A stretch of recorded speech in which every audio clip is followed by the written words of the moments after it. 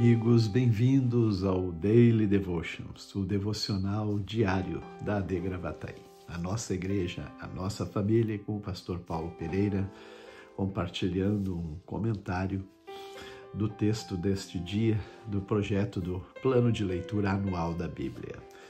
O texto do Antigo Testamento está no profeta Jeremias. Os capítulos 39 a 41, eles são muito intensos, não é? Pelos acontecimentos que marcaram muito a história do povo de Israel, não é? O povo do Reino do Sul de Judá que habitava em Jerusalém. Na época, rei Zedequias, né, era o rei de Judá. E o ano era o ano 588, né? E naquele ano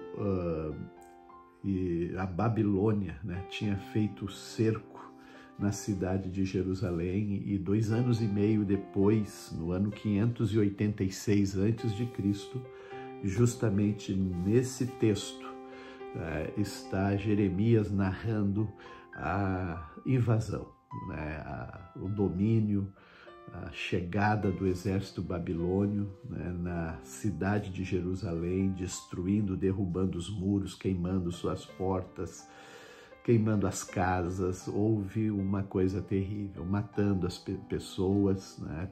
E nesse momento o rei Zedequias, com alguns oficiais, eles conseguem à noite fugir e vão em direção ao deserto, a Jericó, né, que está no deserto da Judéia, em direção ao Rio Jordão, o Vale do Jordão. E lá adiante eles são pegos, apanhados, né?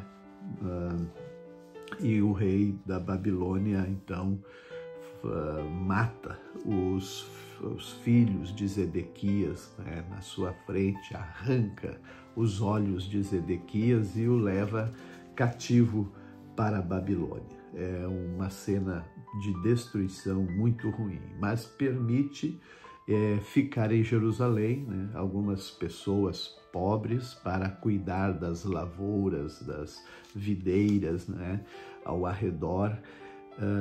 E dentre esses, então, também se encontra Jeremias, que está preso no pátio, né, em Jerusalém. E, portanto, Jeremias ele não foi exilado.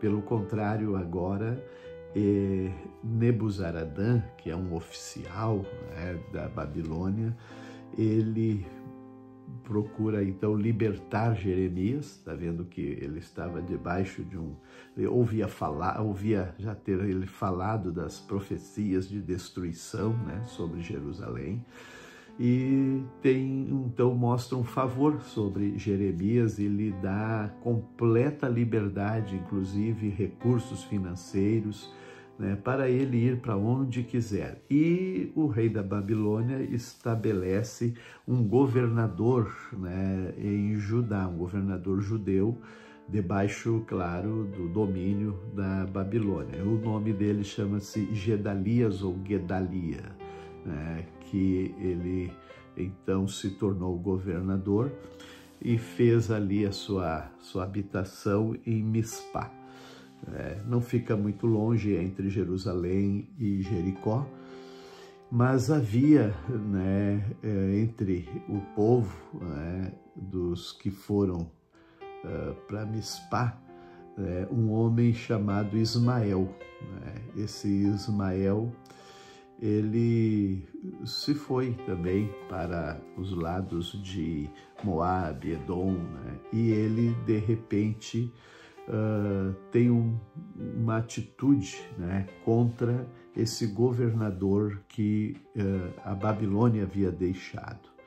Inclusive, neste momento, né, onde Gedalias estava governando, né, os remanescentes que haviam ficado, né, então Joanã, que era filho de Careá, e outros comandantes foram ter com Gedalias, né, e vieram dizer para ele: Gedalias, tu sabes que Baalis, rei de Amon, enviou Ismael para matar você. Mas o Gedalias não acreditou neles, né? E o Joanã ainda disse, né, se ofereceu para matar esse Ismael, mas ele não permitiu, né? E, portanto, ele proibiu o Joanã, né, de fazer isso a respeito de Ismael. E agora, então, em outubro daquele mesmo ano, Ismael, ele vem a Mispá com 10 homens, né, para se encontrar com Gedalias, e estão ali num banquete, fazendo uma refeição, e de repente Ismael com os 10 homens matam todos eles. Não somente isso, não é? Agora vem subindo para adorar em Jerusalém o povo de Siquém, Siló, Samaria, e cerca de 80 pessoas. E o Ismael se apresenta para eles chorando, como quem alguém matou Gedalias, enfim, né? Aquele que mata e chora, né? se fingindo, se fazendo. E assim, quando todos eles entraram, né, na cidade, o Ismael matou 70 e jogou aqueles corpos dentro de uma cisterna, encheu aquela cisterna de corpos, não é? E depois os 10 que ficaram, ele também tratou de matá-los. Então foi uma coisa muito terrível, muito mal, né? E depois, é claro que souberam disto, né, o rei da Babilônia, e tomaram então juízo contra Ismael. Né? Muito bem. 2 Timóteo, capítulo 1, versículos 1 a 18, é a segunda carta de Paulo a Timóteo. E ele estava preso em Roma. E nesta carta ele, então, se refere com uma palavra, sabe, de referência a Timóteo. Paulo começa a avivar, né? Avivar Timóteo nessa fase, nessa etapa da sua vida, sobre todos os valores que ele havia, né, agregado desde a sua mãe, do sua avó, sua mãe, por fim até mesmo a imposição de mãos do apóstolo Paulo, não é, invocando dons espirituais sobre a vida do Timóteo, né? E tudo isso veio certamente à memória de Timóteo para lembrar o quanto era importante a obra que ele estava agora, né, realizando, responsável.